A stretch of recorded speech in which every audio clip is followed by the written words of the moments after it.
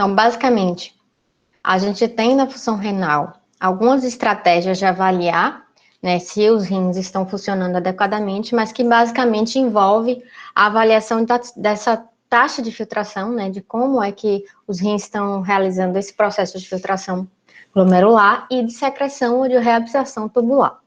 Tá? Então, a gente tem como estratégia o sumário, que é aquele teste mais de triagem, né, que é um exame que pode ser semi-quantitativo, mas é um exame basicamente qualitativo, né, que envolve, então, a análise visual do aspecto dessa urina, a parte química, que vai analisar semi-quantitativamente, tem presença de algumas substâncias, por exemplo, glicose, proteínas, bilirrubina, hemoglobina, urobilinogênio, corpos cetônicos. E, além dessa parte química, a gente tem a parte visual microscópica, né, que é a avaliação do sedimento, a avaliação microscópica do sedimento, para avaliar a presença de bactérias, hemácias, parasitas até, inclusive, pode estar presentes, e cilindros, né? Avaliar microscopicamente. Então, basicamente, a gente tem 3 aspectos para avaliar no sumário de urina, que é esse teste de triagem inicial, que vai orientar o médico, por exemplo, a solicitar um determinado tipo de teste ou que vai sugerir determinada alteração patológica, tá? Ou descartar outros tipos, por exemplo. Nos biomarcadores que a gente mede no sangue, basicamente eu falei dos principais que a gente tem, né? Que a gente tem ureia, creatinina e ácido úrico, que são os compostos que a gente chama de nitrogenados não proteicos, tá? Eles não são proteínas, por isso que a gente diz que são compostos nitrogenados não proteicos, e que é a maneira que o nosso organismo tem de eliminar essas substâncias que basicamente são nitrogenadas e que a gente tem que eliminar, principalmente com relação à ureia, né, e outras, porque, na verdade, os compostos nitrogenados, principalmente a amônia, né, ela é tóxica. Então, a gente precisa eliminar, e a gente não consegue metabolizar, por exemplo, essa amônia, né, esse composto nitrogenado principal, que é amônia.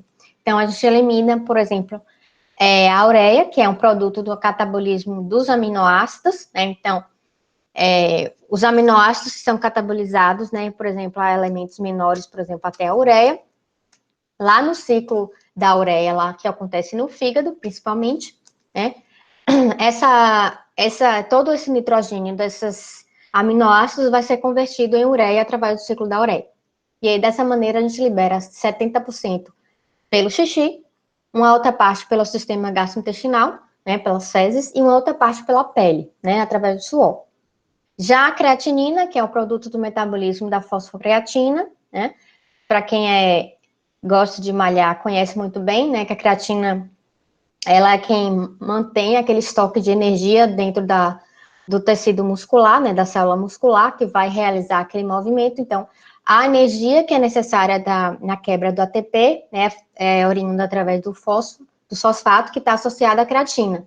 Então, quando há a utilização desse fosfato da creatina, essa creatina vai ser formada em creatinina, né, vai ser transformada em creatinina, e a creatinina é liberada totalmente através da urina. E o ácido úrico, que é aquele produto do metabolismo das bases purínicas, né? Então, indivíduos que têm excesso, por exemplo, na alimentação, principalmente carnes vermelhas, né, que têm alterações a nível genético, no metabolismo, principalmente nas algumas enzimas desse metabolismo do ácido úrico, então, estão associados com o aumento desse ácido úrico no sangue, né? Então, as bases purínicas, que são a adenina e a guanina, o processo de metabolização, né, dessas duas bases nitrogenadas vão dar origem a esse ácido úrico, que vai, então, ser eliminada lá na urina também. Então, quando essas substâncias estão aumentadas no sangue, tá? A gente chama isso de azotemia, tá? Então, a azotemia é o acúmulo de compostos nitrogenados não proteicos no sangue. E a alteração desse nível dessas substâncias aqui estão associados com prejuízo da função renal, principalmente a ureia e a creatinina. O ácido úrico está associado não somente à função renal, mas também a esse metabolismo aí das bases purínicas. Então, pode também estar associado a um processo particular, não somente da função renal, uma alteração primária, por exemplo, do metabolismo do próprio ácido úrico, né, das bases nitrogenadas. Aí o paciente já tem essa propensão a desenvolver aumentar esse ácido úrico no sangue. Então, basicamente, e além dos eletrólitos, né, sódio, potássio, os ânions no geral, cátions e ânions, que a gente vai falar depois daqui a pouco, na verdade, também vão auxiliar, já que eu falei na aula inicial que os rins ele tem um importante papel de manutenção da homeostasia osmótica, no equilíbrio desses íons que estão presentes no nosso sangue. Então, a gente pode determinar essas substâncias todas aqui do sangue para avaliar uma possível alteração no renal. Sendo que é importante vocês saberem que a questão da ureia, a ureia, ela é eliminada, ela é filtrada 100%, vocês se recordem que eu falei com vocês que os nossos rins têm a capacidade de filtrar, né, de passar, por exemplo, lá naquele glomérulo renal, tudo que tiver abaixo de 66 kilodaltons, que é aquele tamanho da molécula, que geralmente é a média do tamanho da albumina, então abaixo do tamanho da albumina, que é em torno de 66 kilodaltons, passa livremente. Então, ureia, creatinina, ácido úrico é filtrada livremente. Só que, depois que ele passa no primeiro processo, a ureia, ela é reabsorvida nos túbulos renais proximais, tá? Então, 40% a 70% é reabsorvida. Então, você não tem totalmente a ureia que é excretada, não é 100% presente na urina, porque ela é reabsorvida. A creatinina, ela não é reabsorvida, né, de acordo com o gradiente de concentração, assim como a ureia é. Mas a creatinina, ela sofre processo de secreção lá nos túbulos renais finais lá, terminais, né? Então, a depender da concentração dela, ela vai ser secretada na urina ou não vai ser secretada, vai ser retida. Então, acontece esse tipo de movimento, né, desses dois elementos aí no sangue, ou na urina. Então, esses dois são os principais exames, né, que são utilizados para avaliação da função renal, mas assim como o ácido úrico também, tá? Mas os mais utilizados são ureia e creatinina, geralmente eles completam, né? Porque eu também chamei a atenção de vocês que para o indivíduo ter níveis aumentados de creatinina no soro, ele já tem um comprometimento de 50% da função renal. Tá? Então, esses dois não são marcadores precoces para a gente avaliar a função renal no início. Né? Eu falei, a gente discutiu isso lá em diabetes, que o marcador mais preventivo, vamos dizer assim, não, de detecção precoce da função renal é a microalbuminúria, que ele mede concentrações pequenas ainda de albumina na urina, que a gente vai falar daqui a pouquinho, ok? Então, a gente vai falar basicamente agora de microalbuminúria, proteinúria de 24 horas e o clearance de creatinina. Aqui eu já falei. Bom, então a proteinúria de 24 horas, então sempre que a gente usa esse termo úria, é urina, tá? Então é excreção urinária. Então, glicosúria é glicose na urina. Proteinúria é proteína na urina. Nesse caso, a proteína presente na urina 24 horas. O que é isso? A orientação para a coleta de urina de 24 horas é: se orienta o paciente na primeira urina da manhã, ele vai fazer, se ele tem sumário ou não naquele dia, vai depender, né? Se ele tem, além da urina de 24 horas, ele tem sumário de urina, aí vai ser outro tipo de orientação. Então, mas para a urina de 24 horas, o que se orienta? Então, o paciente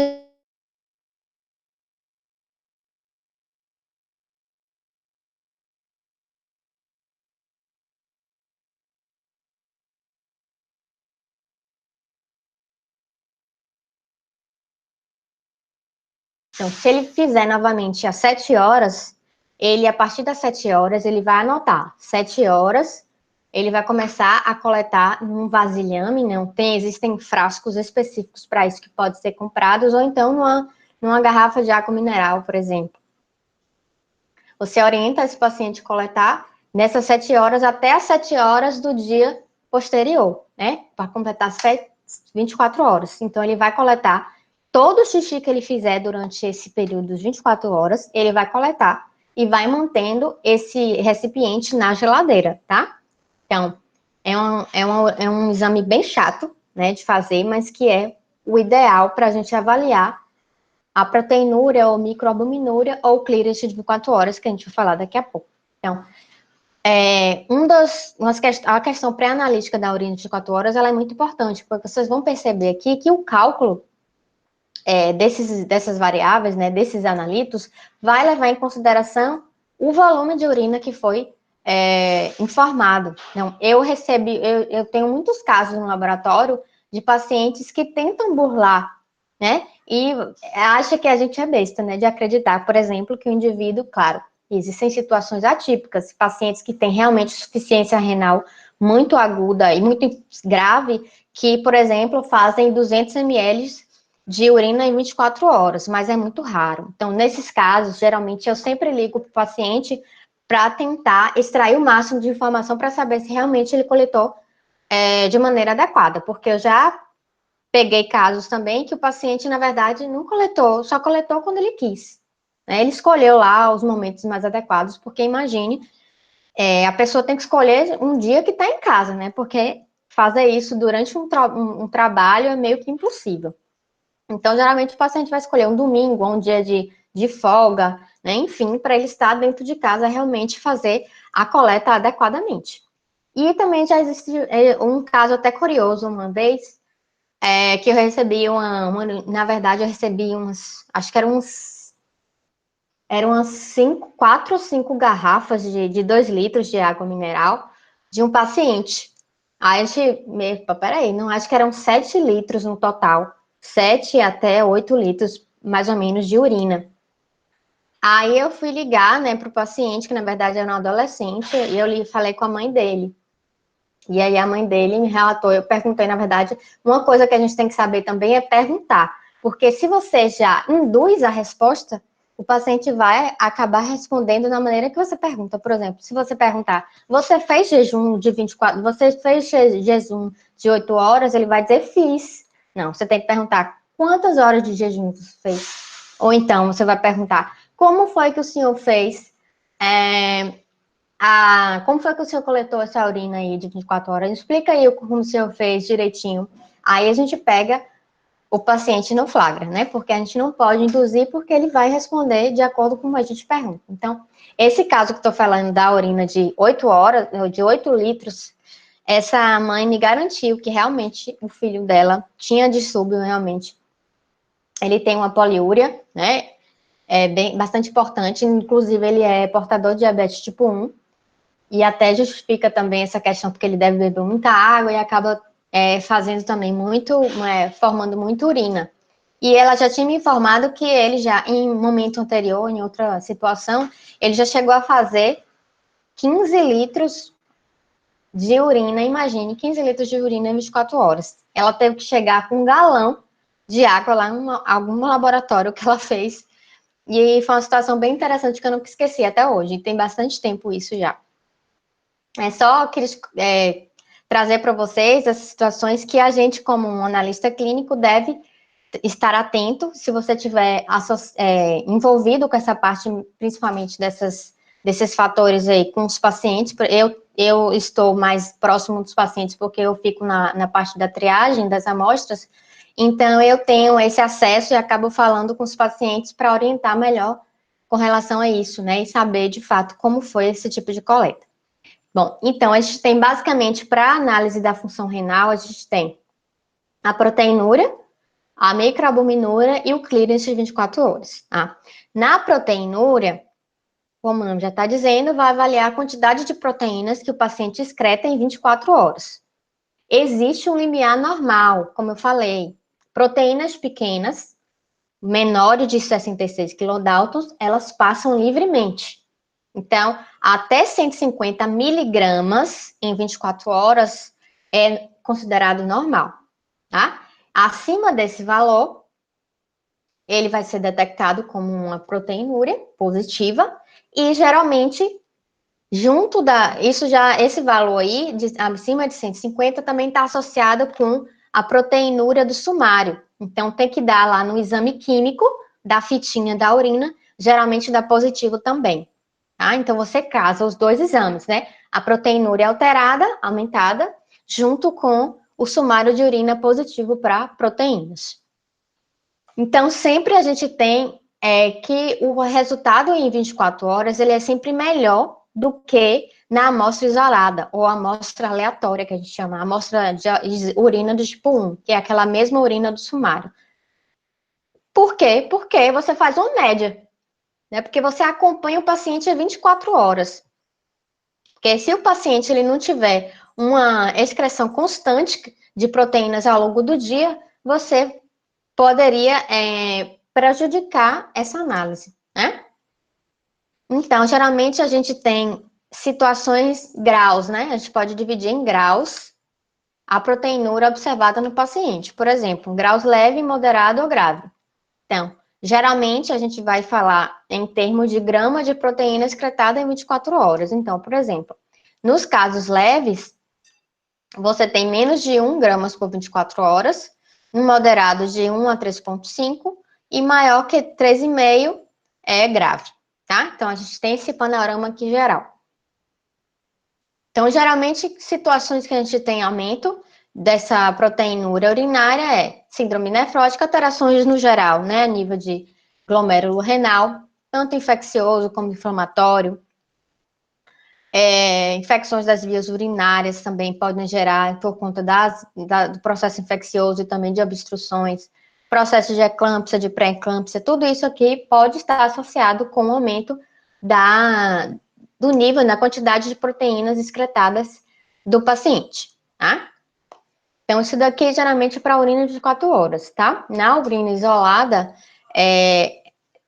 a gente não tem como medir de fato esse grau, porque, na verdade, a acurácia é menor. Então, a gente sempre prefere a urina de 24 horas ao invés da urina isolada. Porque, geralmente, na urina isolada, o médico pede relação albumina-creatinina, ele não faz uma determinação aqui, porque aqui não é só a albumina, tá, gente? Aqui é o nível de proteínas totais presentes nessa urina. Bom, a microalbuminúria, que a gente até já conversou um pouquinho lá quando falou de diabetes, é a excreção aumentada de albumina na urina, mas que essa quantidade de albumina que é excretada na urina, ela não é suficientemente grande para ser detectada lá no sumário, diferentemente da proteinúria. Vocês viram que lá na proteinúria, acima de 150, a gente já observa no sumário, né, no exame químico do sumário. A microalbuminúria não, né? Por si só, o conceito dela é que ela não aparece porque são quantidades muito pequenas de albumina. Então, por isso que ela é utilizada como marcador precoce de alteração da disfunção renal, tá? Então, a gente pode, por definição, estar associado com a microalbuminúria positiva, quando a excreção urinária de albumina é de 20 a 300 microgramas por minuto, isso no caso para na urina de 4, pode ser por urina de 4 horas ou 30 a 300 miligramas em 24 horas. Tá? A gente tem essas duas opções de definição, vamos dizer assim. Então, geralmente, na literatura ela traz que tem a possibilidade de você fazer 12 horas ou 24 horas, mas eu nunca vi, na verdade, nenhuma solicitação para microalbuminúria de 12 horas. Na verdade, é de 24 horas na maioria dos casos. E assim como na proteinúria, a gente também tem a possibilidade de fazer a microalbuminúria na amostra isolada de urina. Só que, mais uma vez, tem uma menor acurácia, tá? O nível de mais próximo do real não é, né? Porque o melhor sempre na urina de 4 horas. Só que vocês se lembrem que a microalbuminúria é um teste de triagem. Vocês lembram quando a gente falou de diabetes? Porque quando o paciente é diagnosticado, o médico vai solicitar, por exemplo, como a gente sabe que o diabetes, principalmente o indivíduo diabético crônico, né? Que já é diabetes tipo 2. Então, ele tem prejuízo da função renal, principalmente a longo prazo. Então, o médico faz a opção de utilizar a microalbuminúria de amostra isolada como um teste de triagem. Se houver a detecção, se houver a positividade, aí sim ele pede uma urina de 24 horas, porque é um exame muito incômodo, né, gente? Não é um exame comum que a gente faz qualquer dia, né? É muito chato de fazer, realmente. Então, a gente prefere que o paciente realmente tenha melhor, tenha um exame adequado, mas que não gere nele, né, nenhum tipo de incômodo, de desconforto, como é o caso. Então, às vezes, o médico opta por um exame de amostra isolada, mas vocês têm que ter em mente que no de 24 horas é sempre melhor, tá? Então, já falei que é um marcador precoce de lesão glomerular. Então, geralmente, o médico solicita a amostra de triagem, a amostra isolada, e aí, para ele avaliar o efeito dos medicamentos, ou controle, né, do tratamento, ele vai avaliar depois das 24 horas, que é bem melhor, tá? Então, da mesma forma que na proteinúria, existem os graus, né? Então, aqui eu tenho 3 tipos de exames de microalbuminúria. Na amostra isolada, tá? Que é aquele sumário, a mesma amostra para o sumário de urina. Então, a gente libera miligramas por ml de urina. A amostra isolada com relação à quantidade de creatinina na amostra, então, a gente chama isso de relação albumina-creatinina. Então, mede tanto a albumina quanto a creatinina. E a amostra de 24 horas em miligramas por 24 horas. Então, o indivíduo normal, ele tem menor que 20 miligramas por ml na amostra isolada de albumina. Na relação proteína, albumina-creatinina, ele tem menor que 30 miligramas de albumina por grama de creatinina. E nas 24 horas, ele tem menor que 30 miligramas de albumina por 24 horas. Tá? Indivíduos com microalbuminúria positiva quer dizer que ele tem na amostra isolada entre 20 a 199, na amostra isolada com relação à creatinina ele tem de 30 a 299 e nas 24 horas tem também de 30 a 299. E acima disso é macroalbuminúria. Então, acima disso já é uma concentração superior que já pode ser observada onde? No sumário. Porque aqui já não é concentração pequena, né? É uma concentração alta. Então, essa concentração alta vai ser detectada através das fitas lá do sumário, ok? Então, aqui o paciente já não é associado com marcador precoce, porque o paciente realmente já tem alguma disfunção renal.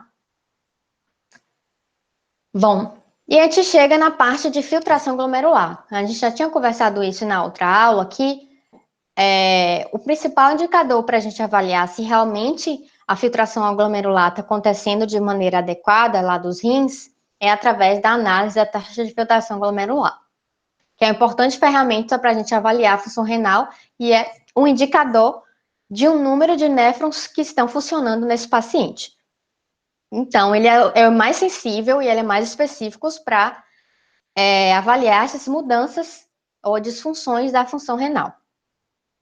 A gente chama isso, o teste principal para avaliar é o clearance ou a depuração da creatinina, né? Ele permite uma avaliação mais precisa dessa função renal. Mas, claro, todo exame, gente, tenham isso em mente de vocês, todo exame, ele tem limitação. Não tem nenhum exame perfeito, não tem nenhum biomarcador que é o ideal 100%, não. Para a gente avaliar a taxa de função glomerular, o marcador ideal seria aquele que fosse eliminado 100%, por exemplo, a cistatina C que a gente vai falar no final, e não fosse nem reabsorvido e nem secretado, como é o caso da creatinina. Mas a gente não tem ainda na pesquisa nenhum tipo de marcador melhor do que o clearance de creatinina até o momento, para avaliar a taxa de filtração glomerular. E por que essa taxa de filtração glomerular, através do clearance de creatinina, tem essas limitações? Primeira coisa, a coleta, como eu já falei com vocês, essa questão do paciente realmente ter feito a coleta direito, se coletou todas as urinas durante o período de 24 horas, enfim. A questão da variável que interfere na própria produção da creatinina, a gente já conversou sobre isso, né? O sexo, por exemplo, o sexo masculino, ele tem já uma maior creatinina do que, por exemplo, as mulheres, né? Porque ele, consequentemente, ele tem realmente uma maior massa muscular, né? Uma maior superfície corporal, geralmente. A questão da idade, né? com o aumento da idade, né? Principalmente quando o indivíduo já é idoso, ele perde muita massa muscular, muita massa magra, né? E você acaba comprometendo essa produção de creatinina. A superfície corporal também, por exemplo, algumas raças, por exemplo, como a negra, né? Os afrodescendentes, eles têm a superfície corporal maior, né? Tem uma maior taxa de produção também de creatinina, consequentemente. Algumas situações, por exemplo, pessoas que estão desnutridas ou que estão com algum processo inflamatório, outras situações que comprometam a massa muscular, até medicamentos também, né, corticoides, você acaba alterando essa produção constante da creatinina e, consequentemente, você vai ter alteração lá do clearance, tá? Bom, e como é que a gente faz isso? Então, o clearance consiste em quê? O volume de plasma onde a creatinina é completamente eliminada pelos rins em unidade de tempo. Tá? E como é que a gente vai fazer isso? Através de um cálculo, tá? Então, os valores elevados de creatinina no sangue sempre está associado com prejuízo da função renal. Volto a dizer para vocês. Quando você tem aumento da creatinina acima do valor de referência, que geralmente é em torno de o máximo até 1,5 mais ou menos, 1,5 até 1,7, depende do valor de referência no laboratório. Então, quando o paciente tem elevação dessa creatinina, ele já tem prejuízo de 50% da função renal dele. Então, quando essa creatinina do sangue está aumentada, consequentemente, você vai ter aumento do quê? Do clearance, tá? Você aumenta a concentração no sangue, consequentemente, você aumenta a concentração na urina, tá? É proporcional. Então, aqui a gente tem valores de referência para diferentes faixas etárias e também de população diferente. Então, para criança é um valor, para mulher é outro valor e para homem é outro valor. E vocês estão percebendo aqui que ele considera, ó, uma superfície, na verdade, uma área corporal de 1,73 metros quadrados. Mas a gente vai falar por que esse valor de referência é para esse valor de 1,73, porque é o valor base em que o cálculo é estabelecido, tá? Então, como é que a gente calcula no laboratório essa depuração de creatinina? Hoje já existem fórmulas que você deduz, tá? Somente com o cálculo sem ser por depuração, tá? Mas não é o ideal. O ideal mesmo é você fazer o clearance, tá? Mas existem fórmulas que você utiliza também para chegar nesse cálculo, mas não é o ideal. Então, a gente se baseia nessa fórmula aqui. Esse CL é o valor do clearance ou depuração, que é igual a U, que é a concentração urinária da creatinina, vezes o valor do volume da urina por minuto. Então, a gente vai calcular, vai dividir o volume total de amostra. Por exemplo, se o paciente coletou 3 litros em 24 horas, você vai dividir por 1.440, que é a quantidade de minutos que tem em 24 horas. E aí você acha o volume urinário, tá? Dividido pelo valor de creatinina no sangue. Então, a gente dosa a creatinina no sangue e na urina. E a gente vai saber quanto que está sendo eliminado na urina e quanto está sendo produzido lá no sangue, ok? Qual a concentração da sérica. Então, esse valor que é observado aqui, que é obtido, tá? É importante que vocês saibam cada uma dessas variáveis que são importantes para a gente calcular o clearance, tá? É muito importante vocês saberem em que ele é baseado. Então, esse resultado aqui, a gente tem que corrigir. Por quê? Como eu falei, o valor de referência, ó, estabelece um valor básico de 1,73 metros quadrados. Mas aí vocês vão me dizer, sim, professor, mas eu não tenho 1,73 m, o colega não tem, a criança não tem. E por quê? Como a gente faz? Se esse valor é baseado em 1,73 metros quadrados, né, que é a superfície corporal que foi baseada esses valores de referência. Então, para isso, a gente calcula um fator de correção. E como é que esse fator de correção é calculado? Então, através dessa outra formulazinha aqui. Na verdade, a gente divide 1,73 dividido pela área corporal do paciente. Como é essa área corporal do paciente? A gente vai ver a altura e o peso. E existe um cálculo que a gente faz no laboratório, na verdade é um normograma. Deixa eu ver se eu acho aqui. Eu não consegui abrir, deixa eu abrir aqui. Esse normograma lá no laboratório, ele se baseia, então, essa área corporal. Então, como é que a gente vai medir essa área corporal? Então, por exemplo, a gente tem aqui o normograma para adulto e o normograma para crianças, tá vendo? Então, o que é que acontece? Mas aqui eu acho que não vou conseguir, deixa eu ver aqui. Vamos dizer que é um adulto. Deixa eu botar aqui no pente.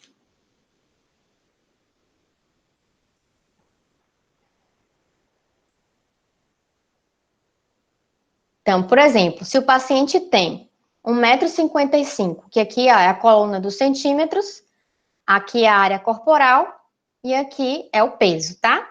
Então, se o paciente tem 1,55 m, deixa eu ver o que eu boto.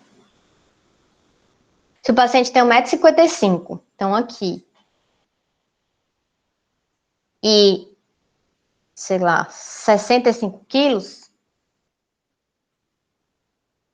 então a gente vai, traça uma régua, pega uma régua e coloca aqui em 1,55 m, ultrapassando até 65 quilos. Então, aqui você vai pegar uma régua certinho, tá, gente? Então, um esquadro só para isso, tá? No laboratório. Então, você vem e mede onde ele tocar aqui no meio, onde houver essa intersecção, vai ser o valor da superfície corpórea, tá? Eita. Então, aqui nesse caso foi 1,61, 2, 3, mais ou menos. 1,63 de área corporal desse paciente. Tem 1,55 de altura, 65 quilos.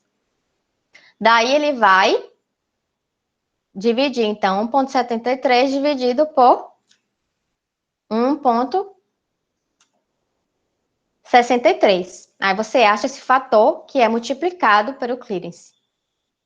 Entenderam?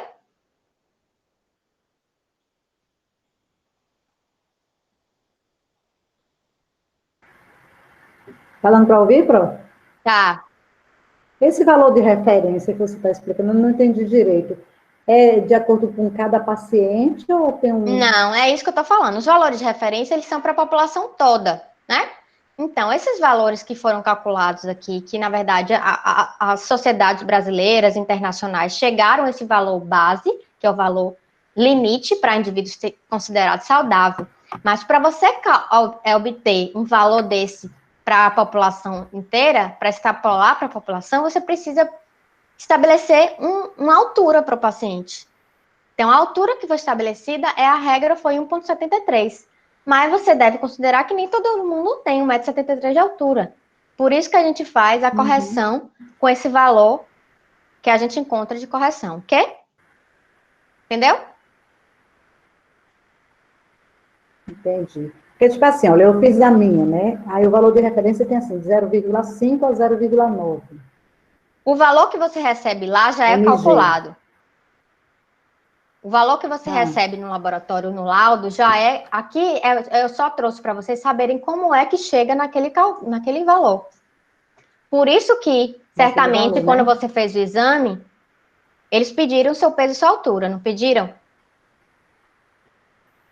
Entendi. Então, o peso e a altura é para poder fazer Aí, de acordo com o esse meu peso e fator de altura... correção, é. Achou esse Ah, valor aqui da entendi, pronto. fórmula, Obrigada. achou o valor da fórmula, Uhum. aí fez 1,73, vamos ver que o seu... Você pode dizer qual é a sua altura e seu peso? Que a gente pode calcular. 1,63. Então, se você for 1,63, então, 1, 2, 3. Então, 1,63 está aqui. E seu peso? 7,2. Estou gorda. 7,2, vamos lá. Então, tá aqui. Então, vamos traçar uma régua aqui. Claro que não tá 100%, né, gente? Porque minha régua manual aqui é péssima, né? Vamos ver. Oxe, eu fui longe. Aqui, mais ou menos. Tá nessa região aqui o seu, ó. Então, dá entre 1,75. Então, tá bem próximo Bem próximo lá do valor de referência, na verdade, né? Que é 1,73. Mas, de qualquer forma, poderia fazer 1,73 dividido por 1,75 e multiplicar pelo clírice que foi calculado pela fórmula. Aí, esse seria seu clírice corrigido, certo? Certo. Aí, Entendi. esse valor, você ia ver, de acordo com o valor de referência, se você estava com aumento, né, da depuração de creatinina ou não. Entendi. Não, graças a Deus, desse eu estou na normalidade. Ótimo. Você não tem nada justifica de você ter ainda alteração renal, não. Pera lá, né? Não, minha tá Então, bonitinha. ótimo. Entenderam? Meu negócio é o ferro, minha irmã. Então, entenderam, né, gente? Então, basicamente, quais Sim, situações entendi. a gente pode ter aumento do clíris de creatinina? Geralmente, gravidez e exercício físico são condições fisiológicas, tá, gente? Por que aumenta a creatinina? A gravidez geralmente é porque há um aumento realmente do conteúdo plasmático, então as mulheres têm uma hemodiluição que é por conta do aumento mesmo plasmático, então isso acaba aumentando também a creatinina e a taxa de filtração glomerular, tá? E no exercício físico, porque o paciente não, né?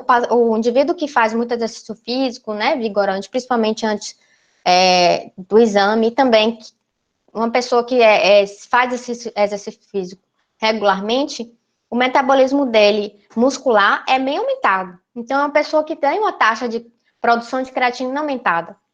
Então, consequentemente, ele vai ter uma eliminação maior. Quando você tem prejuízo da função renal, da filtração glomerular, em todas as situações possíveis, ó, doença renal, a própria hipertensão, anemia, você tem alteração a nível de filtração glomerular, você vai diminuir essa produção. Então, você tem um aumento da creatinina no soro, mas você não está eliminando adequadamente, tá? E geralmente está associado com a disfunção renal. Então, isso daí vão cursar com diminuição desse clínice, tá? Então, aqui você vai ter, ao invés de 70 a 140, você tem valores menores. Ok? Então, vamos conversar um pouquinho agora sobre a endotensistatina C. E por último, desses marcadores aí mais conhecidos da função renal, né? Não mais conhecidos não, né? Que a gente considera e classifica como marcador de função renal, a gente tem a cistatina C, que é um outro marcador que, na verdade, é uma proteína básica não glicosilada, tá? Da família das cisteínas inibidoras das proteases, que tem um peso molecular bem baixinho, ó. É uma proteína bem pequena, então ela é filtrada livremente lá no glomêrulo. Todas as células nucleadas do nosso organismo produzem essa cistatina C, exceto, claro, quem não tem núcleo, são as hemácias e as plaquetas. Então, elas são essa substância, essa proteína, ela é produzida de maneira estável, constante, né, ao longo do dia. Ela é filtrada livremente, como eu falei, e depois ela é reabsorvida e metabolizada sem sofrer secreção no túbulo proximal, tá? Só que ela tem uma limitação. A sua concentração é limitada por conta da utilização de corticoides, também está associada à idade, ao sexo, ao peso, à altura, ao tabagismo, condições inflamatórias que cursam com o aumento do PCR, da PCR, inclusive depois de ajuste para a depuração da creatinina. Então, mas tem se observado que ela é melhor até do que a creatinina pura para a gente avaliar o prejuízo da função renal. É um possível marcador, então, para avaliar uma disfunção renal precoce, é um potencial substituto da creatinina sérica como marcador da filtração glomerular. Isso a nível de soro, tá, gente? Não substitui o clearance de creatinina, ainda continua. Que é o ideal para a gente avaliar a taxa de filtração glomerular. Mas no soro, tem se observado que a cistatina C é melhor do que a creatinina, mas ainda é muito incipiente, tá? Nem muitos médicos solicitam, porque o SUS não tem, por exemplo, não cobre, é um exame que é um pouco mais caro, mas que ainda, quem sabe, um dia ele substitua a creatinina. Mas assim, hoje em dia ainda os marcadores mais utilizados para avaliar a função renal junto, né? A ureia junto com a creatinina, mais o ácido úrico, tá bom? Além dos marcadores da urina, né? Que a gente já viu. Bom, vamos discutir um pouquinho agora sobre os equilíbrios hidroeletrolíticos, tá? Então, como a gente já discutiu lá na primeira aula sobre função renal, a gente viu que os rins, eles não só mantêm, não são só responsáveis pela eliminação de substâncias tóxicas e substâncias não queridas, né, pela gente, por exemplo, os metabólitos tóxicos, os metabólicos de produtos não nitrogenados, né, de amônia, a eliminação de bilirrubina, né, dos pigmentos também tóxicos, enfim. Também produção da urina, né, eliminação, tem a produção hormonal também, né.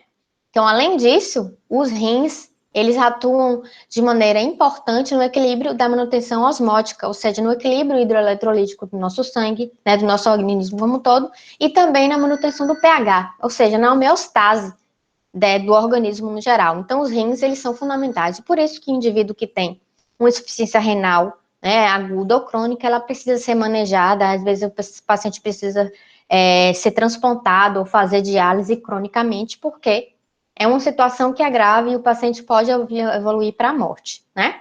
Então, vocês percebam aí a importância da função renal. Então, basicamente, a gente tem alguns principais eletrólitos aqui, nesse esqueminha. A gente tem como eletrólitos, né, alguns cátions e ânions, então a gente tem sódio, tem potássio, tem cloreto, cálcio. Então, a gente mede isso daqui, a gente chama os íons, né? Para a gente medir o íon, a gente utiliza a metodologia de eletrodo íon seletivo, tá? Então, a gente vai medir essas substâncias aqui, não no seu estágio elemental, a gente vai medir o ânion, ou seja, a substância que esse elemento ele está em forma ionizada.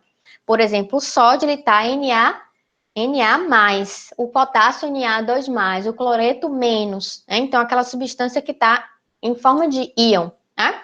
Assim como o cálcio. Então, a gente tem diferença, por exemplo, o cálcio total, que é aquele cálcio que a gente está acostumado, que está associado com a vitamina D, e o cálcio ionizável, ou cálcio iônico. O cálcio total, ele é medido de outra maneira, como um soro normal. Com as técnicas que a gente tem no laboratório, aquelas mais que a gente conhece, aquela metodologia lá, dos outros exames. Já os cálcio iônico, assim como os outros eletrólitos, a gente precisa de metodologia para medir o íon. Que metodologia é a mais utilizada hoje em dia? Eletrodo íon seletivo, tá? É o padrão ouro para a gente fazer esse tipo de medida. Antigamente, tinha outros tipos, por exemplo, o fotômetro de chama. Só que esse tipo de metodologia, né, de aparelhos, eles eram muito menos, vamos dizer assim, as determinações elas eram menos acuradas, você tinha a possibilidade de você ter muita alteração entre as dosagens, né? Você pode ter um resultado agora um valor, daqui a pouco já tem outro valor, então é muito instável, né? Vamos dizer assim. Então, além da você ter essa possibilidade de medir esses eletrólitos que podem estar associados com determinados distúrbios hidroeletrolíticos no organismo, a gente tem também a gasometria. O que é isso? Gasometria. Então, é medição de gases no sangue. Então, como é que a gente faz isso? Existe um aparelho específico que é o gasômetro, é o hemogasômetro. Quem se lembra aí de fisicoquímica? Porque fisicoquímica, para mim, foi um dos meus karmas durante a faculdade, né? Os poucos karmas que eu tive, um deles foi fisicoquímica. Inclusive, fui para a final, porque, na verdade, o professor, ele era meio sacana com a gente mesmo e queria que todo mundo fosse para a final. Inclusive, eu fui para a final. Mas, só para relembrar aqui da fisicoquímica, como é que a gente faz para medir um gás que está, por exemplo, dissolvido num líquido? Quem é que pode chutar aí? Através de quê? Laís, que gosta de química. Quem é que se lembra aí? Como é que a gente mede o valor de um gás dentro de uma substância líquida? Quem se arrisca?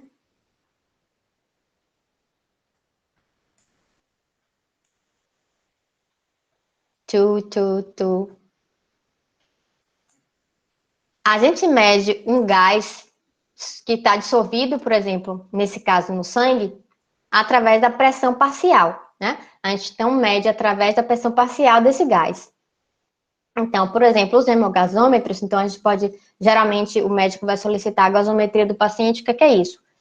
Ele quer os dados do pH, fração parcial do CO2, de oxigênio, o CO2 total do paciente, e um bicarbonato, cálcio, cloreto, magnésio, ânions gap, total de ânions que o paciente tem, na amostra de sangue, geralmente arterial, tá? Então, a gente tem diferenças a nível desses elementos no sangue arterial e no sangue venoso.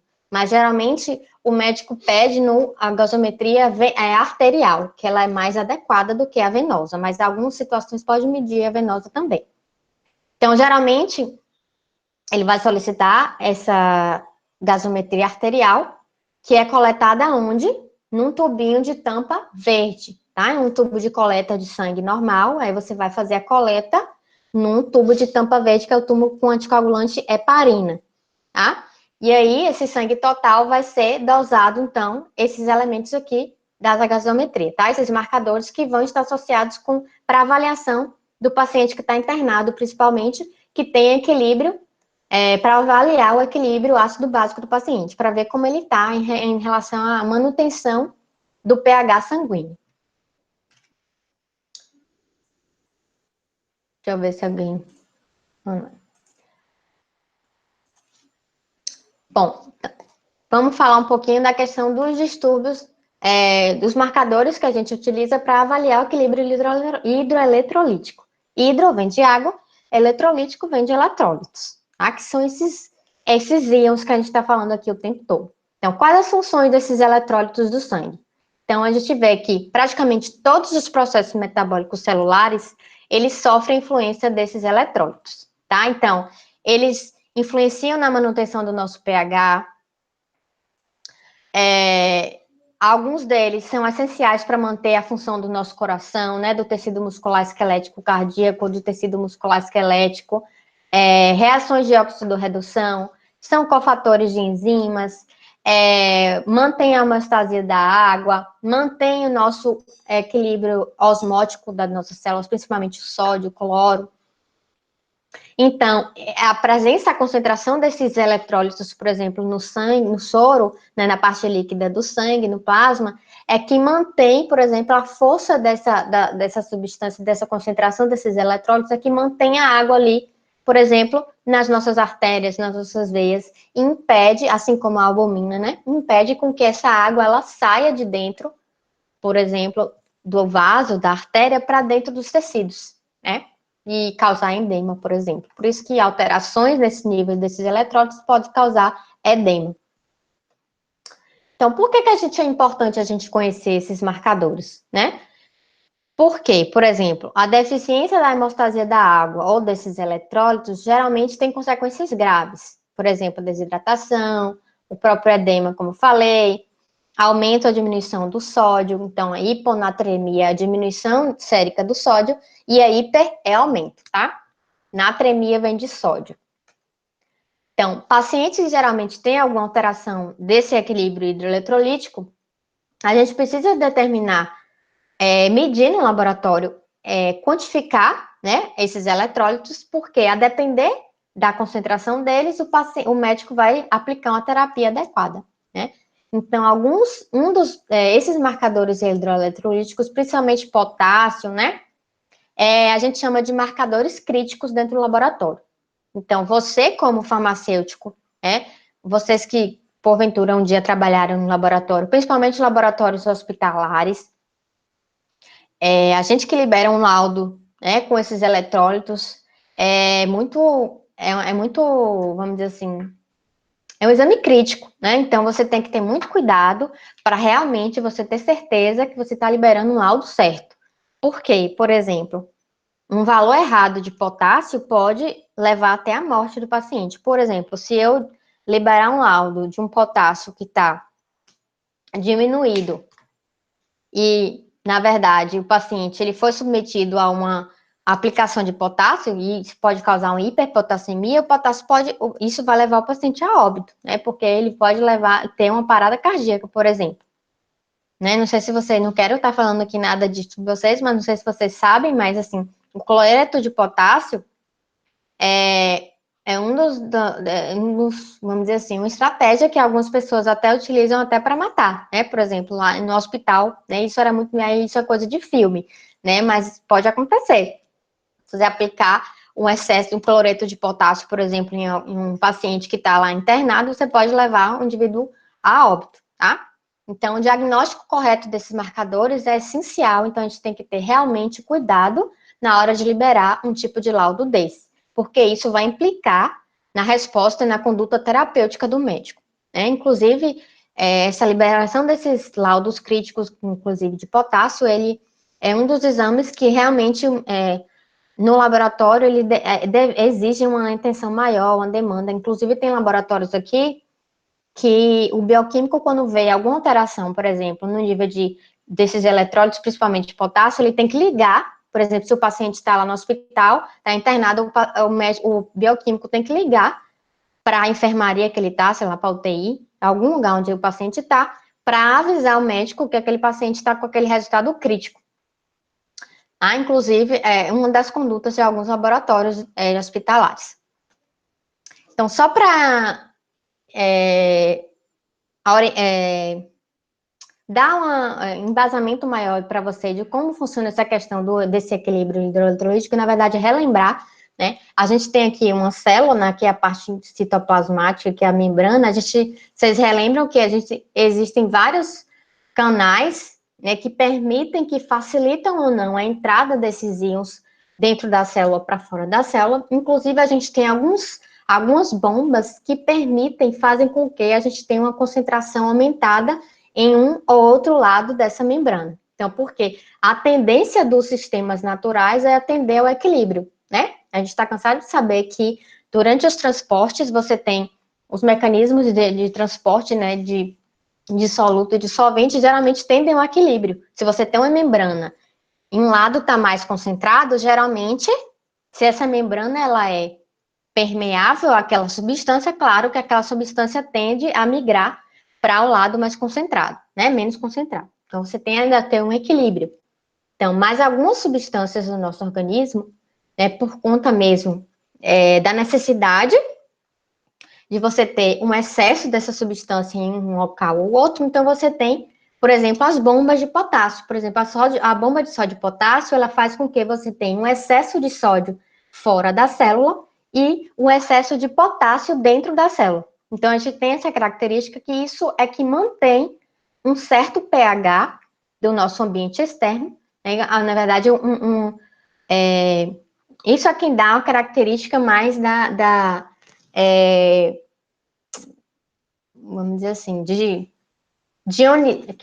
quanto mais está ionizada, ou então, dessa membrana, né, plasmática, né, do lado interno e do lado externo. Então, a gente tem um nível, né, de ânion aqui presente nessa superfície que vai estar associado ou não com alguns processos que são necessários, né, dentro dessa célula.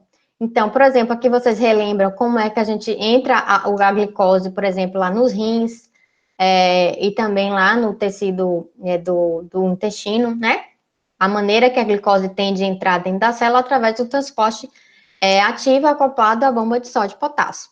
Então, aqui, só para relembrar que quais são os cátions e os ânions que estão presentes no meio extracelular, que é aqui em cima, e aqui no meio intracelular. Então, a gente tem aqui vários canais, porque vocês devem se lembrar que um ânion ou um cátion ou um ânion, eles não conseguem atravessar uma membrana.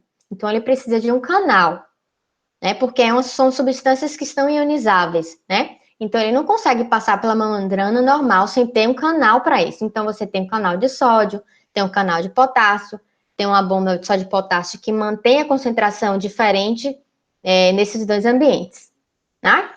Que é um transporte ativo. Mas esses canais aqui, não, é de acordo com a concentração, tá? É um transporte passivo, facilitado pelos canais, né? Bom, a gente tem muito mais sódio, que é um cátion, fora da célula, como vocês estão vendo aqui em verde. E a gente tem também alguns íons cloro, que é um ânion. O cloro, ele é carregado negativamente, né? Então, a gente também tem sódio e cloro fora da célula, no meio extracelular. Então, a gente tem muito mais sódio e cloro no nosso soro, nosso plasma soro, tá? Eles, junto com a albumina, eles vão manter a osmolaridade plasmática ideal e vão manter a água dentro dos nossos vasos. Já o potássio, basicamente, ele é um cátion que está intracelular, assim como o magnésio, né, principalmente, tá? Então, a gente tem essas e alguns outros íons também, né? Fosfato, entre outros, que estão presentes dentro da célula. Então, basicamente, é isso que eu quero que vocês saibam, que é o sódio, cloro, potássio, né? Que são os principais para manter essa negatividade da membrana e também essa concentração aí. Bom, vamos falar um pouquinho de cada um deles. O sódio, ele é o principal cátion, tá? Que a gente tem no nosso sangue, no meio, no sangue mesmo, no soro. E é ele quem vai determinar, junto com o cloro e com a albumina, né, e as outras proteínas que a gente tem no plasma, eles vão determinar a osmolaridade. Por isso que quando a gente come a comida bem chegada no sal, o que é que acontece? Logo depois a gente pega o quê? Tem o mecanismo da sede, né? É a mesma coisa da glicose, porque a gente tem os osmorreceptores presentes ao longo do nosso sistema endotelial e também lá no hipotálamo, no cérebro, que vão ativar esses receptores de osmolaridade aumentada, ou seja, aumento da concentração desses elementos, desses eletrólitos, e vai acionar o centro da sede. E aí você tem, por feedback, né, acaba aumentando e acabando disparando esse sistema e você acaba tomando água para diminuir essa concentração e excesso de sódio, tá? Então, geralmente o desequilíbrio está associado com desidratação, edema, insuficiência de reabsorção tubular renal, ou até a utilização de medicamentos, por exemplo, os próprios diuréticos que são utilizados para equilibrar, vamos dizer assim, o excesso de sal do paciente, né? Pode também, em excesso, causar alteração, desequilíbrio, né? Geralmente, a diminuição está associada com a hiperpotassemia. Então, quando você tem aumento do sódio, ou a diminuição do sódio, geralmente você tem aumento de potássio. Então, eles são antagônicos. Então, vocês percebam que a concentração, a valor de referência, ele é um espaço bem curto, né? De 136 a 145. Então, vocês percebam que o nosso sistema, o nosso organismo, ele tem que manter um limiar bastante rigoroso, né, nesses eletrólitos, porque eles são essenciais para a manutenção de vários sistemas, né? Pode comprometer vários tipos de sistemas. O potássio, então, é um dos elementos mais sérios, principalmente a nível de quando o paciente está internado, né? Então, o principal cátion intracelular uma questão, como ele é intracelular, o que é que há de se convir? Bom, se ele está dentro da célula, se o processo de coleta da amostra aconteceu de maneira equivocada, ou seja, se o garrote demorou muito tempo no braço, ou se a coleta foi difícil, acabou havendo hemólise, ou seja, as hemácias elas foram destruídas, né? A membrana foi rompida. O que é que vai acontecer com esse potássio que está dentro da célula? Ele vai ser exteriorizado, né? E vai para dentro do soro, do plasma. Então, o que é que vai acontecer? Você tem um aumento, um falso positivo de aumento desse potássio. Então, você tem uma hiperpotassemia por conta da hemólise e não por conta do aumento realmente real desse cátion no soro do paciente. Tá? Às vezes o paciente está precisando de potássio, mas foi medido de maneira inadequada por conta da interferência pré-analítica. Então, é muito comum, às vezes, no laboratório, o cátion dá alto, e aí você, como bioquímico, farmacêutico, tem que se ligar, deixa eu ter a curiosidade de perguntar ao técnico, traz a amostra de tal paciente para eu ver se realmente tem, se não tem hemólise, porque a hemólise a gente consegue ver, né? Quando o soro, ele é bem amarelinho. Quando ele está hemolizado, ele fica logo vermelho. Claro que existem graus, né? Mas o grau pequeno de hemólise a gente já consegue perceber, a amostra fica já vermelha e a amostra foi hemolizada. Então, você vai solicitar uma nova coleta, tá? Outra coisa também é que, assim, teoricamente, né, a literatura traz que é sempre preferível utilizar o plasma ao soro, né, porque o próprio rompimento da plaqueta que acontece no soro, né, acontece todo o processo de coagulação, isso acaba liberando um pouco de potássio. Mas isso daí é só na teoria, porque na prática a gente faz a medida do potássio no soro mesmo, tá? A gente não precisa utilizar um tubo de ETTA só para fazer o potássio, não. Faz junto com os outros elementos bioquímicos mesmo, tá? Bom, então, o aumento do potássio a gente chama hiperpotassemia e pode causar redução da condução elétrica e contração miocárdica. Então, como eu falei, o paciente pode ter uma parada cardíaca pelo excesso de potássio. Então, ele é muito grave. Ele exige uma atenção redobrada quando a gente está liberando esse tipo de cátion, tá? No laudo. Então, você vê que o valor ele é bem menor do que o valor do sódio, ó. O sódio está muito maior concentração no soro do que o potássio. Então, ele é de 3,5 a 5. Então, a gente vê aqui as características com relação aos fatores pré-analíticos. Então, o sódio geralmente só altera quando você tem um aumento muito exacerbado da lipemia, né? Então, aumento muito, concentração aumentada de triglicerídeo, principalmente. Mas a hemólise não tem muita alteração a nível de sódio. Já o potássio, não. Ele se altera bastante com a hemólise, a própria coagulação, como eu falei, a questão de você guardar uma amostra de soro sem estar centrifugada, então o processo de separação pode ocorrer um deslocamento intracelular e isso vai prejudicar o valor do potássio, ou a própria processo de torniquete por muito tempo. O magnésio, ele é um outro cátion também muito importante, né? O quarto cátion mais abundante dentro das células, tá? Principalmente. 53% está presente no osso. Ele é cofator de várias enzimas metabólicas, tá? Então, é muito importante. Ele atua tanto a nível de glicólise, biossíntese de proteínas, coagulação sanguínea, contração muscular. Está muito associado com a irritabilidade neuromuscular. Então, o aumento do magnésio, assim como está muito associado com relaxamento muscular e alteração da condução elétrica cardíaca, tá? Então, você pode ter processo de arritmia por conta desse excesso de magnésio. Então, na insuficiência renal também pode aumentar, tá? No caso de desidratação grave, alguns medicamentos também. Que, geralmente ele está diminuído na pancreatite aguda, hepatite, diabetes, hipopatite, tireoidismo. O valor de referência é de 1,9 a 2,5. Então, ele também está bem, a concentração bem diminuída no plasma, tá? Ele realmente ele está mais presente dentro da célula. O cálcio ionizável, tá? Que é diferente daquele cálcio total que a gente mede para avaliar, geralmente junto com a vitamina D para a gente avaliar. Esse cálcio ionizável é a fração que é realmente ativa, né, desse íon, do cálcio, do elemento cálcio, está em 45% a quase 50% na circulação, tá? E está muito associada com o processo de contração muscular, né? Mantém o ritmo cardíaco, ele é essencial para coagulação, para neurotransmissão e também para a secreção do paratormônio, como a gente falou lá na aula de citologia, né? Vocês veem que uma coisa chama a outra. Então, as células paratireoides, elas secretam o paratormônio quando você tem diminuição da concentração sérica de cálcio, tá? Que isso vai levar a um estímulo lá nos ossos, nos osteoclastos, para você aumentar a liberação desse cálcio ali no soro. Os anticoagulantes que quelam cálcio, eles não podem ser utilizados, né? Claro que você vai ter um falso negativo na amostra. Interferências analíticas, por exemplo, um pH muito ácido, menor de 7,10, ou um pH muito básico, acima de 7,80. E também a hemólise também compromete, assim como no potássio, tá?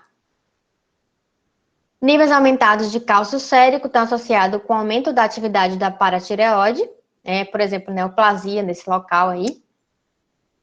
Neoplasias desse local, né, da paratireoide, caso de excesso da vitamina D também, e, ao contrário, diminuição do cálcio sérico está associado com efeito semelhante ao excesso de excesso de potássio, tá?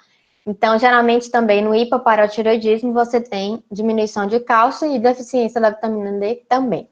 Então, geralmente é 1,11 a 1,4 no soro. Então, vocês percebam que também ele está mais dentro da célula do que fora. Então, vocês percebam que aqui a maior concentração foi do sódio mesmo, tá? E o cloro, que é um outro tipo de íon que está presente, principalmente extracelular, junto com o sódio, mas o sódio é um cátion e o cloro é um ânion, né? Ele é carregado negativamente. Então, ele é muito utilizado para avaliar os distúrbios do equilíbrio eletrolítico e ácido básico também, tá? Como eu tinha falado, eles junto com o sódio, eles são responsáveis para a manutenção da homeostase da osmótica do plasma, tá? O aumento está muito associado com a desidratação, por exemplo, o caso de êmese, né, vômitos, né, por muito tempo, em grandes quantidades, infusão salina excessiva, perdas gastrointestinais, acidose tubular renal. E está diminuído em casos de vômitos também, né, acidose metabólica, insuficiência da adrenal, né, das adrenais estão presentes lá acima dos rins. Em casos também de hiponatremia, então vocês veem que ele está junto do sódio. Então, quando você tem diminuição do sódio, geralmente você tem diminuição do cloro, tá? Eles estão. Tanto é que no sal a gente tem a NaCl, então é um junto do outro, né? Geralmente é sempre assim. Queimaduras, insuficiência cardíaca, a cetoacidose diabética também tende a ter níveis diminuídos de cloro e uso de diuréticos. Então, vocês veem que tanto o sódio quanto o cloro, eles têm maior concentração do que os demais eletrólitos lá no sangue, tá? Bom, então vamos falar agora um pouquinho só sobre distúrbio ácido-base e a gente finaliza a aula, tá? Então, junto com o equilíbrio hidroeletrolítico, a gente tem um equilíbrio ácido-básico. Então, esse equilíbrio ácido-básico, basicamente, a gente tem uma importante função também dos rins. Então, vocês percebam que os rins, eles são fundamentais para manter a homeostase do organismo no geral. Porque o pH, ele é restrito. Então, nossas células, eles só funcionam nesse pH específico, né? De 7,3 a 7,5, mais ou menos. Então, acima ou abaixo disso, as nossas células não conseguem funcionar adequadamente. Então, vocês têm problema grave por conta do aumento ou diminuição do pH, que vai exigir tanto do organismo uma compensação desse pH alterado, ou vai exigir de uma intervenção médica para esse paciente, senão ele morre, né? Como a gente viu lá na cetoacidose diabética, se o paciente não for controlado, ele morre, ele entra em coma e ele morre, tá? Então, distúrbios ácido-base são muito comuns em pacientes hospitalizados. Então, por isso que logo o paciente fica muito tempo no hospital, principalmente lá na UTI, né, no CTIs, geralmente ele sempre vai ser solicitado a gasometria para avaliar o pH desse paciente aí, a homeostase e ácido-base. Então, são situações bem graves, né, que exigem uma atenção nesse paciente. Então, ele pode ocorrer junto com distúrbio simples ou em combinação, que a gente vai falar mais ou menos daqui a pouco o que é isso. E, geralmente, o reconhecimento da origem é importante para a gente indicar o prognóstico e saber a natureza da doença primária e resolver o problema, né? Então, a gente tem uma regulação, tem que saber primeiro da regulação, como acontece a regulação desses ácidos nos fluidos corpóreos. Então, a manutenção do nosso pH, ele depende basicamente, através dessa reação aqui, dessa equação de Henderson-Hasselbalch. Vocês devem ter lembrado dela em química farmacêutica, eu acho que vocês podem ter tido um contato maior.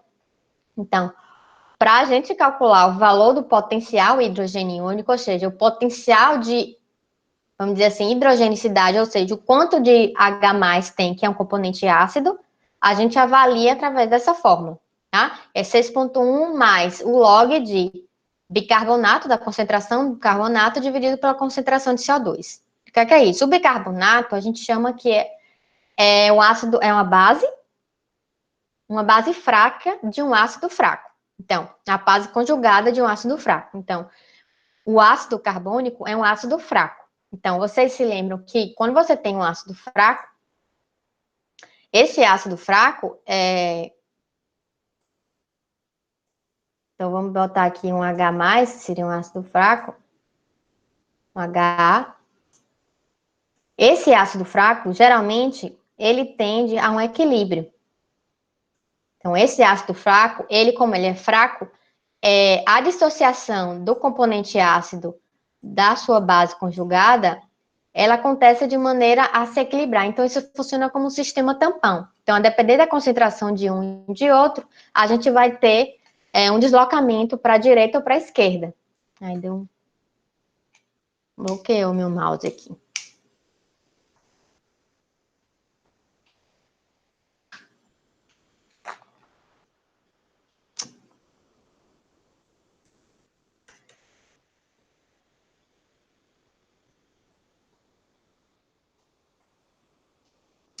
Então, a gente tem... Ai. Então, aqui seria um ácido com sua base, um ácido, né, que não está ionizável, e a depender do pH, ele vai se ionizar em um ácido, H+, mais sua base conjugada, que seria o A-. Então, aqui nesse caso, é o bicarbonato, aqui o ácido seria o ácido carbônico, que é um ácido fraco, e o seu componente ácido seria o CO2. Então, o bicarbonato é o componente ácido principal que a gente tem no nosso organismo para poder fazer a manutenção do nosso pH. Então, o nosso organismo, ele tem algumas estratégias para manter esse pH, tá? Normal. O principal deles é através do bicarbonato, do íon bicarbonato. Então, o sistema tampão mais importante que a gente tem é o de bicarbonato, tá? Então, o bicarbonato é a base conjugada do ácido carbônico.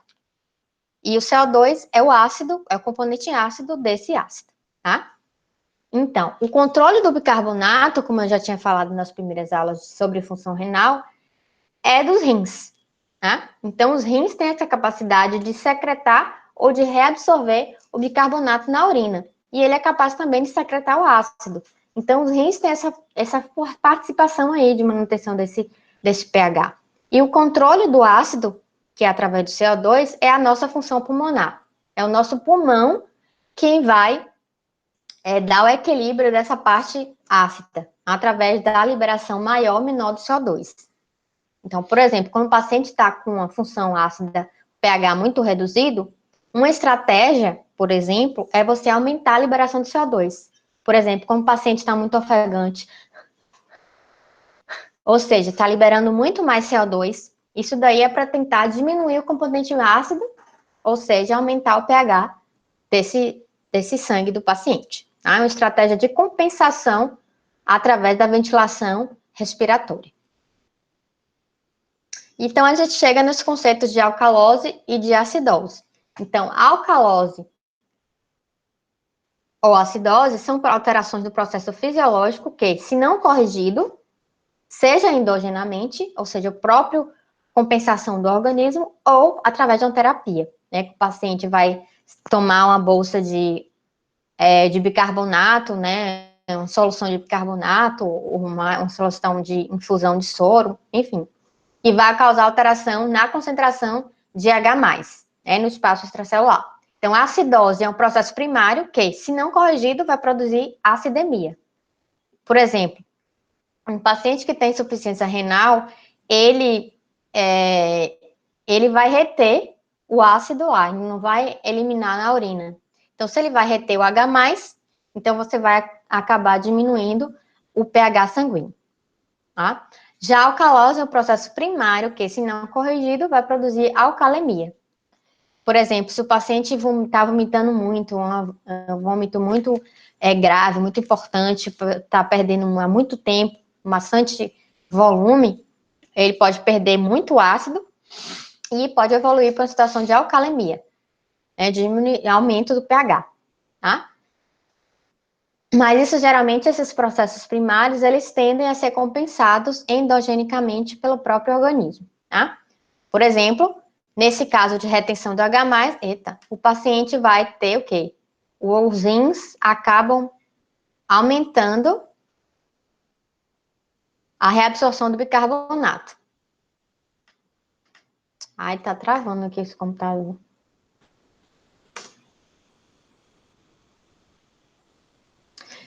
E nesse caso aqui, por exemplo, quando o paciente tem perda de H+, ele acaba retendo mais, eliminando mais bicarbonato na urina ou retendo mais o H+, nos rins, tá? É uma compensação do próprio organismo.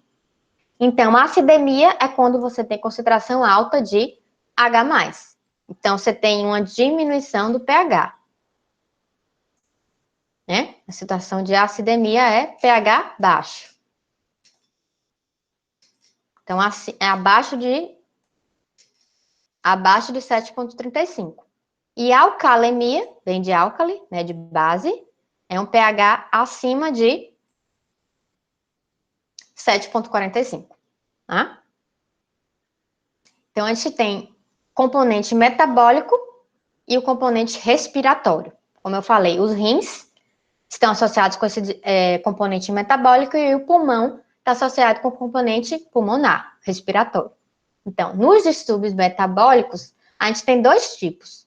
A acidose, que leva a um processo de diminuição do bicarbonato, da concentração do bicarbonato sérica, e a alcalose, que é um processo de aumento do bicarbonato. Então, geralmente, é o rim que vai fazer esse equilíbrio de eliminação ou de retenção do bicarbonato. Então, a adaptação fisiológica, nesse caso, é rápida. Então, de 12 a 36 horas, o organismo consegue compensar, né, essa acidose, essa alcalose, por conta vamos dizer assim, um equilíbrio através do bicarbonato. Já no distúrbio respiratório, é uma eliminação normal do CO2, e aí você acaba aumentando o componente ácido no sangue e, consequentemente, há a acidose. Mas uma deficiência também pode levar à alcalose. Então, a gente tem aqui um exemplo da composição do ácido fraco, que é o bicarbonato, a base conjugada do ácido carbônico, mais o seu componente ácido, que é o CO2.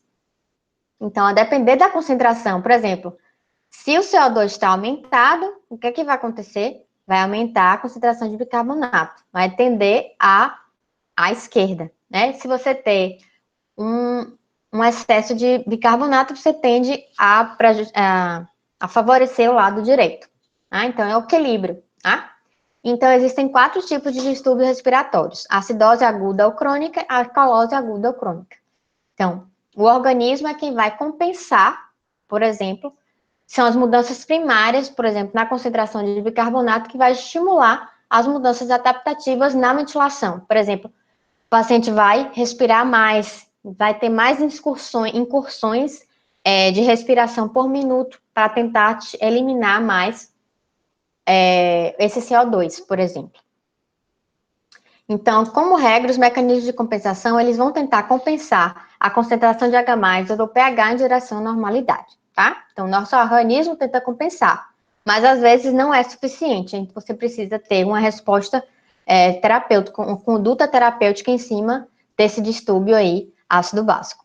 Então, só para finalizar, então, para deixar claro para vocês que pH sanguíneo, então, ele possui essa faixa estreita, né, de 7,34 a 7,44, na verdade, alguns variam entre 7,35 a 7,45.